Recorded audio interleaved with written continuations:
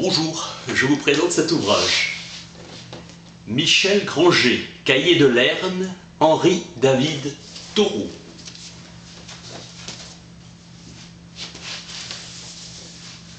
Auteur classique, resté largement ignoré. Il a tardé à être reconnu comme il le mérite. Auteur d'un volumineux journal chargé d'observations arides sur la nature. Ouvrage difficilement classable.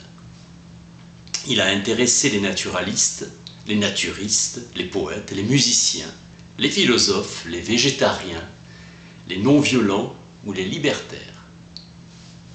Toujours proche de l'expérience vécue, Thoreau s'est dressé contre le train du monde. Il prend plaisir à malmener le lecteur.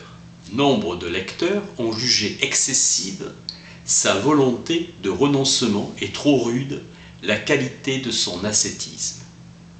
Pour certains, il serait seulement l'ermite qui construisit une cabane au bord d'un lac. Celui qui refusa de payer ses impôts et qui fit l'apologie de la désobéissance civile et de la pauvreté volontaire. En fait, il s'efforça d'édifier son propre univers par une réflexion conjointe sur le fonctionnement du langage et sur le sens de la nature. Walden exige une lecture posée, lente et patiente, respectueuse. Il n'attend pas l'adhésion totale par une imitation servile, mais assure que la vie du lecteur en sera modifiée. Ouverture sur la dimension philosophique de sa pensée. Pour Stanley Cavell, la conceptualisation de Thoreau est fragmentaire et l'Amérique du XIXe siècle n'était pas en mesure de s'intéresser à la fondation d'une école philosophique. Dans Walden, il met en pratique les valeurs fondatrices pour atteindre la sagesse. Il esquisse un chemin possible, suggère une attitude réflexive et prône un effort d'autonomie. Évaluation de l'expérience humaine en fonction de notre capacité à rester au contact de la nature, source des valeurs auxquelles il adhère. Son art de vivre se présente comme une économie de vie frugale, autarcique, favorisant la culture de soi par le loisir, où s'épanouit une oisiveté active, rendant chacun plus réceptif aux sollicitations de la nature sauvage. Spectateur du monde pratiquant l'ascétisme. Immersion attentive au cœur même de son existence. L'écoute du langage des choses naturelles est une stratégie pour réapprendre à être pleinement humain. Il prophétise un monde meilleur à naître lorsque l'individu aura su s'émanciper de l'aliénation inhérente à la société. À la vérité se substitue l'authenticité. Il s'efforce de vivre en philosophe plutôt que de professer une philosophie. Constant travail sur le langage pour rendre celui-ci plus malléable et pleinement adéquat. L'écriture intime est motivée par l'obsession de la perte. Ses livres évitent la représentation explicite de la mort. Thoreau prend conscience de son incompréhension de soi et du monde. Dans les bois de Walden s'affirme l'adoption expérimentale d'un mode de vie philosophique, quête de sa carrière d'écrivain et effort obstiné pour faire dire au langage sa subjectivité. Thoreau estime sa vie terne et de peu d'intérêt. Il sent une vocation d'écrivain. Refusant d'écrire des romans, ses livres se vendent mal. Quelques conférences lui assurent des revenus. Il prend l'initiative de son départ. Il se rend intéressant, suscite la curiosité et devient centre d'intérêt. Grâce à cet exil proche, il signifie qu'il déserte, qu'il prend ses distances vis-à-vis de la société, de son matérialisme délétère et de ses institutions. Personnage isolé, rendu visible par son excentricité. Spectateur, le philosophe a les yeux ouverts sur le réel pour dénoncer les illusions. Il réalise une subversion exemplaire destinée à réveiller tous ceux qui sont aliénés par les conventions. Il met en application son principe d'extravagance, grossit l'acte de résistance jusqu'à l'héroïsme, fait de la société un ennemi, un dragon redoutable. Je ne suis pas né pour qu'on me force. Seuls peuvent me forcer ceux qui obéissent à une loi supérieure à la mienne. Il me force à devenir comme eux. Les pages de son récit se lisent comme l'aventure d'un personnage. Il ne s'appesantit pas sur la dimension personnelle des événements, refuse la confession et le dévoilement intime. Le jeu cède la place au « on ». Il ne se met pas trop en avant pour obtenir l'identification d'autrui. Il veut provoquer le réveil de l'homme pour qu'il devienne actif. Rejet de la muette désespérance. Thoreau propose un monde nouveau. Il est convaincu que l'exemple qu'il donne saura entraîner l'adhésion. Il reprend à son compte le mythe du pionnier. Il ne paie pas ses impôts car il ne reconnaît que le critère de sa conscience voulant atteindre la perfection morale. En conformité avec son idéal, il ne reste pas prisonnier des apparences. Il est soumis à l'opinion qu'il a de lui-même. Ce qu'un homme pense de lui-même, voilà qui règle, ou plutôt indique, son destin. Thoreau a réussi à frapper l'imagination d'hommes engagés dans la lutte politique comme Gandhi et Martin Luther King, qui tous deux se sont réclamés de sa brève action de désobéissance civile. Thoreau est un auteur qui affirme que l'artiste et son œuvre ne sont pas à séparer. Le biographique constitue une source d'inspiration. Thoreau a fondé son efficacité de persuasion sur le texte de sa vie. Une vie ordinaire mais romancée et universalisée. Intention de porter un témoignage authentique sur la possibilité de s'améliorer et résister. Pas travailler pour vaquer à ses occupations. Un tel homme devrait être le point de mire de tous les regards. Tout ce qui suscite à bon droit notre admiration contribue à nous élever. L'Indien qui s'est trouvé son chemin dans les bois possède une forme d'intelligence qui échappe à l'homme blanc. La marche solitaire dans les montagnes enrichit considérablement. Il est nécessaire de gravir une montagne pour apprendre quelle relation on entretient avec la matière. L'esprit s'envole inévitablement au loin.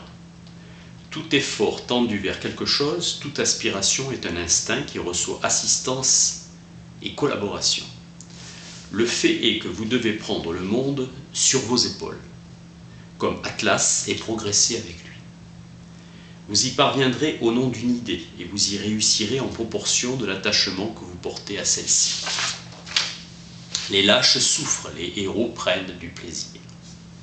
Vous verrez qu'à l'improviste, vous serez dédommagé de votre effort par quelques pensées d'un genre immortel. Le talus sur lequel vous êtes assis se couvrira de parfums et de fleurs. Emerson définit Thoreau par une série de qualifications négatives. Il ne votait pas, ne fumait pas, ne buvait pas. Thoreau est linguiste jusqu'au bout des ongles. Il traduit Esquil et Pindare pour se lancer un défi à lui-même. Walden est la manifestation suprême de cette conscience linguistique exigeante, plénitude du sens. Emerson, après la mort de Thoreau, exprime son admiration et s'avoue dépassé par l'audace de son talent. C'est comme si j'allais dans un gymnase et que j'y regarde bondir, grimper, virevolter de jeunes hommes avec une force inégalable, extension de mes propres débuts au saut et à la lutte. Réflexion sur une amitié féconde et difficile. En musique, Thoreau a inspiré Cage et Charles Ives. Thoreau savait fort bien jouer de la flûte. Son rythme suffisait à déterminer sa valeur comme compositeur. Sensibilité aux sonorités naturelles. Paroles védiques révélant que toutes les intelligences s'éveillent au matin. Thoreau se met à l'écoute du lieu. Son amour de la nature entraîne une défiance envers la musique artistique. Sa pensée reconnaît la finitude humaine et ne s'en console pas. Sur l'histoire de la musique, il ne saurait y avoir d'histoire que naturelle. Il n'y a pas de passé dans l'âme. Il y en a un dans la nature. Opposition du naturel et de l'artificiel, une dualité. La manière importe à l'art car elle épuise dans son déploiement ce que l'on désigne sous le nom d'esthétique. Celui qui se livre à la collecte des faits possède une organisation physique parfaite et le philosophe possède une organisation intellectuelle parfaite. Le poète agit et pense, il généralise les déductions les plus vastes de la philosophie. Formule de Heidegger selon laquelle l'homme est ce poème que l'être a commencé.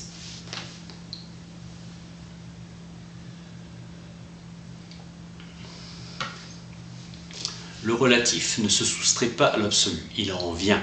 Pour Kant, ce n'est pas la musique en tant qu'art, c'est de le pur jeu des sensations sonores ressenties pour elles-mêmes, langage chiffré par lequel la nature nous parle.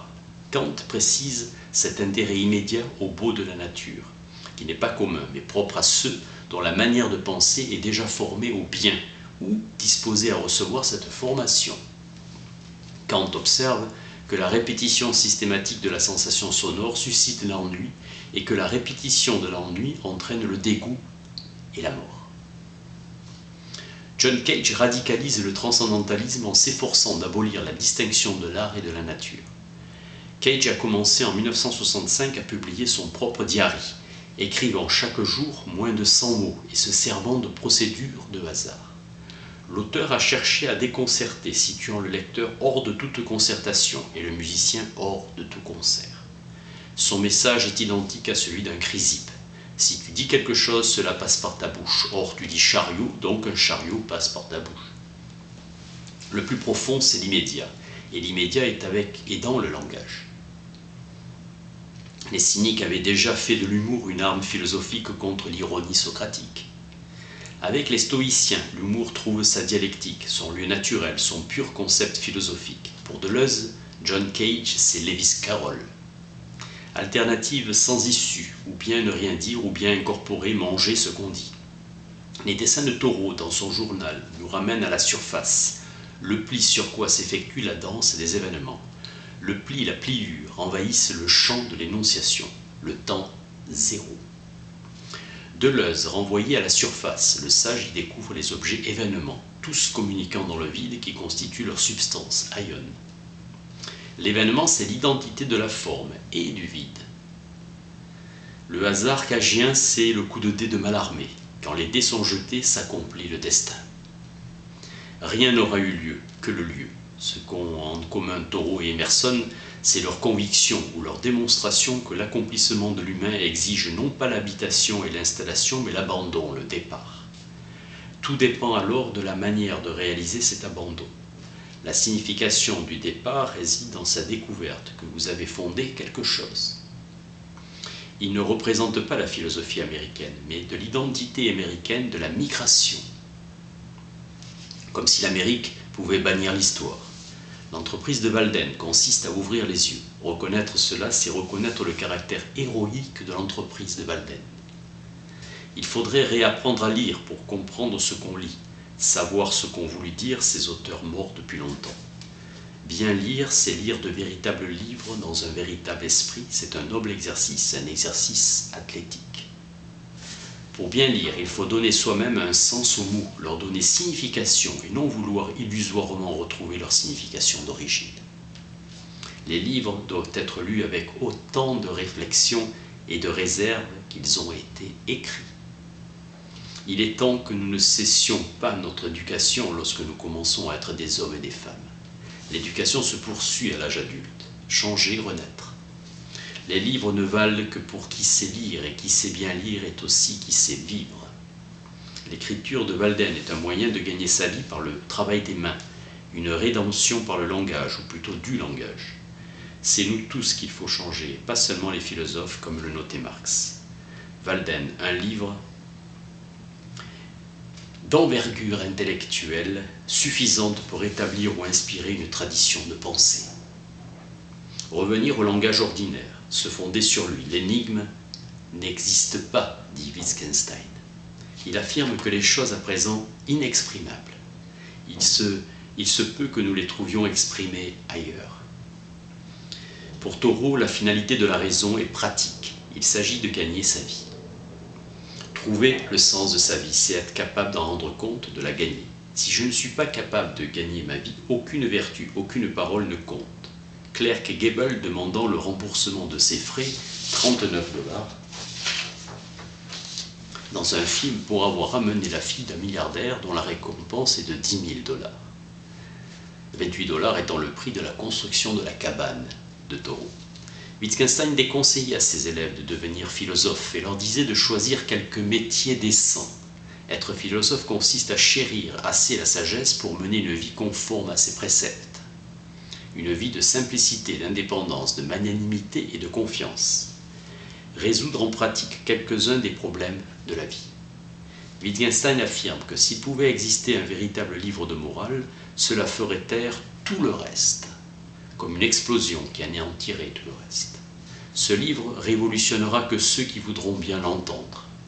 La contemplation de l'ordinaire est pratique du sublime, et réciproquement. Comprendre la nature de l'ordinaire, vouloir vivre éveillé. Notre cécité est due à notre illusion de lucidité, à notre obsession de connaissance qui nous empêche de voir le monde et nous-mêmes. Il vaut mieux se taire que parler pour ne rien dire. Paradoxe de n'avoir jamais trouvé de compagnon aussi sociable que la solitude. Volonté de réinventer un statut pour le langage. Les signes sont morts s'ils ne sont pas intégrés à une vie. Les seuls secrets sont ceux que nous ne voulons pas entendre. Parler sérieusement, c'est renaître. Wittgenstein reconnaît, à partir des années 30, la nécessité de la pauvreté en affirmant le primat du langage ordinaire, rendant à rebours accès à Thoreau, le rendant lisible. Pourquoi ces objets sous nos yeux forment-ils un monde? Pourquoi l'homme a ces espèces animales comme voisins? Ce monde se forme sous nos yeux, question du lieu de l'apparaître.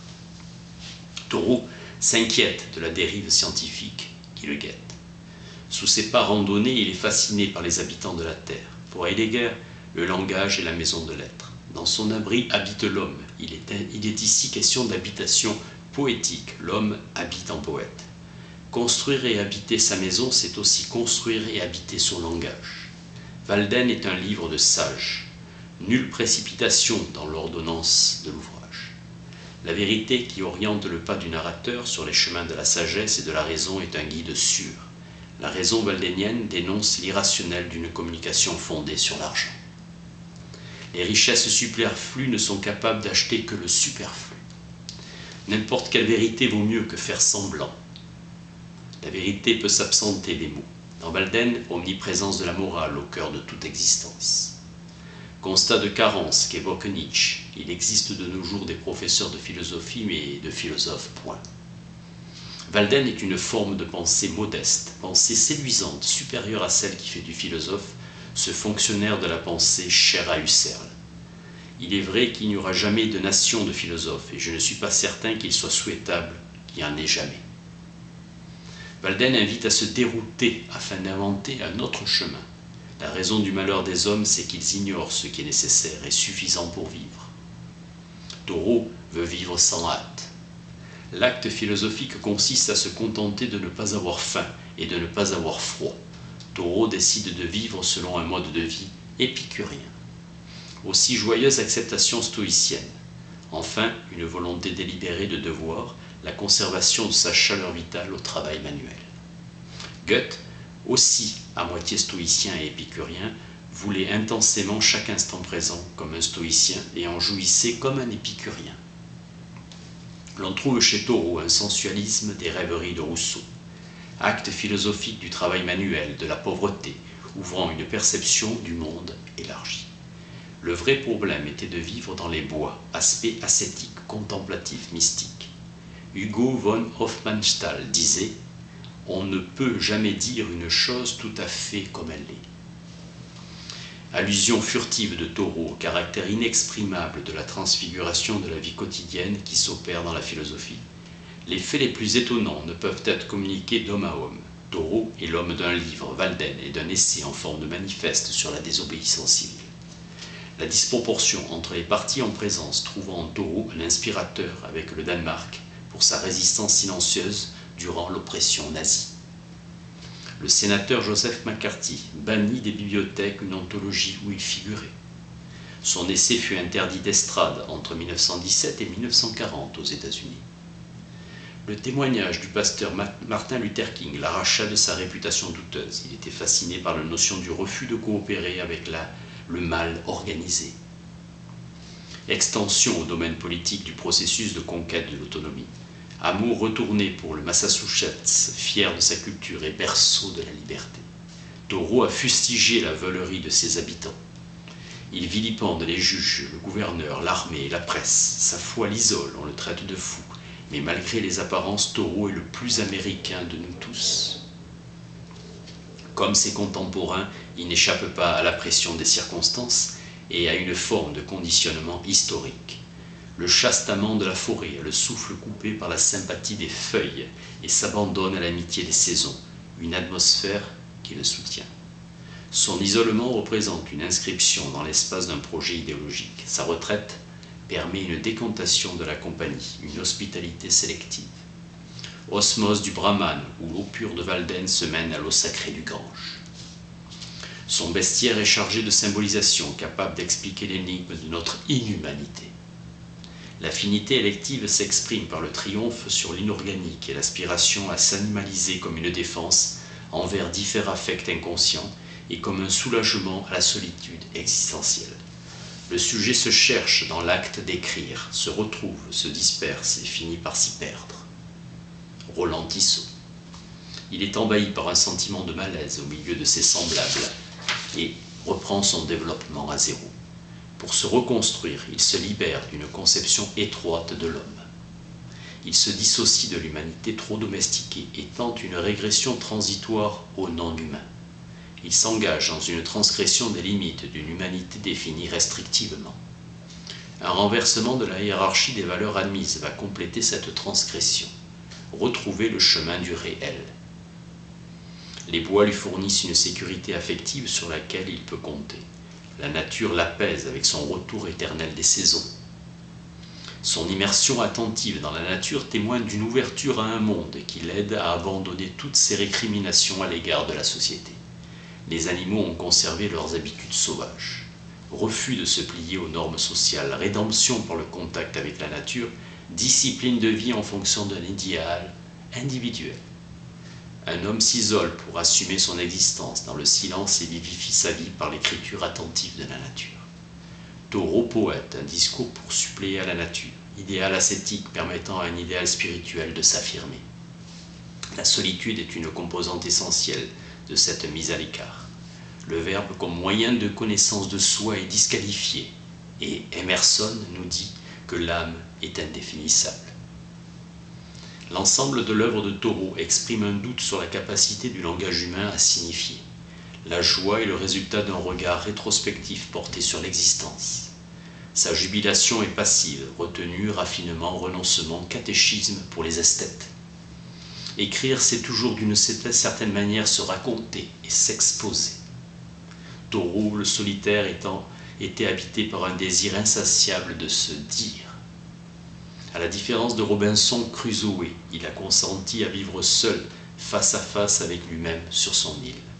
Longue méditation sur la condition inhumaine.